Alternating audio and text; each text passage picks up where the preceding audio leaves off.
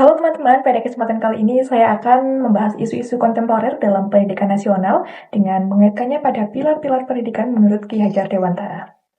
Sebelumnya perkenalkan, nama saya Elda Marsyagri Pinenomi dengan NIM 860319723, program studi PGSD semester 2 Universitas Terbuka Malang.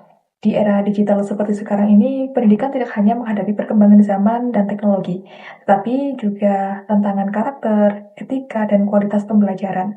Karena itu, pemikiran Ki Hajar Dewantara masih sangat relevan untuk dijadikan dasar dalam sistem pendidikan di Indonesia.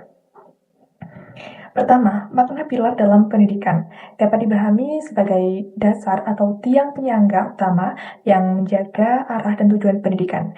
Pilar pendidikan ini berfungsi sebagai pedoman agar proses pendidikan ini tidak hanya berfokus pada nilai akademik saja, tetapi juga membantu karakter, moral, kreativitas, dan kemampuan bersosialisasi peserta didik. Dan tanpa adanya pilar yang kuat ini, pendidikan akan mudah kehilangan arah, terutama di tengah perubahan zaman yang sangat cepat ini. Ki Hajar Dewantara ini memiliki 3 prinsip utama, yaitu Ing Ngarso Sung Tulodo, Ing Madyo Mangunkarso, dan Tutwuri Handayani. Ing Ngarso Sung Tulodo ini berarti di depan memberi teladan. Guru harus menjadi contoh yang baik dalam sikap, perilaku, maupun cara berpikir. Kemudian Ing Madyo Mangunkarso berarti di tengah membangun semangat. Jadi guru ini tidak hanya mengajar saja, tapi juga mendampingi dan memotivasi siswanya agar aktif dan percaya diri. Dan sedangkan Tutwuri Handayani ini berarti di belakang memberi dorongan. Guru ini memberikan kebebasan kepada peserta didik untuk mereka berkembang, tetapi tetap memberikan arahan dan dukungan dari belakang.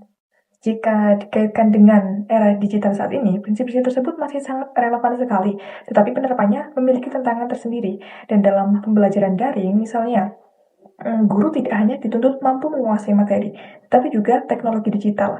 Dan banyak guru yang masih mengalami kesulitan dalam penggunaan media pembelajaran online. Sementara, siswa seringkali lebih fokus pada hiburan digital dibandingkan pembelajaran. Dan selain itu, perkembangan media sosial juga mempengaruhi karakter dari diri peserta didik ini. Karena saat ini banyak sekali siswa yang mengalami penurunan disiplin, kurangnya etika, kurangnya komunikasi, hingga rendahnya literasi digital. Dan disinilah prinsip Ing Ngarso Sung Tulodo menjadi penting. Karena apa? Karena guru harus mampu menjadi contoh penggunaan teknologi yang bijak dan bertanggung jawab terhadap siswanya. Kemudian prinsip Ing Madyo Mangunkarso.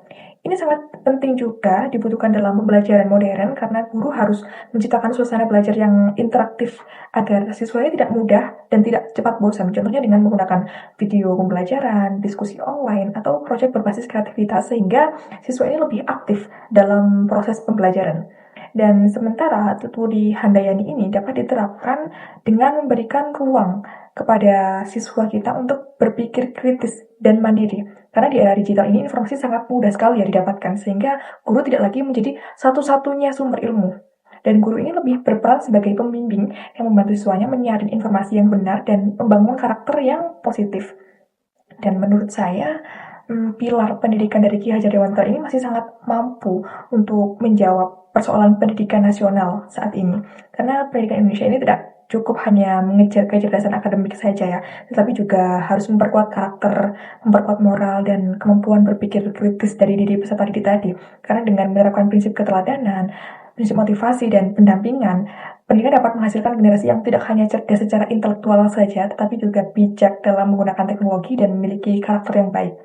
Jadi, dapat disimpulkan bahwa pemikiran Ki Hajar Dewantara ini tetap relevan meskipun zaman terus berubah.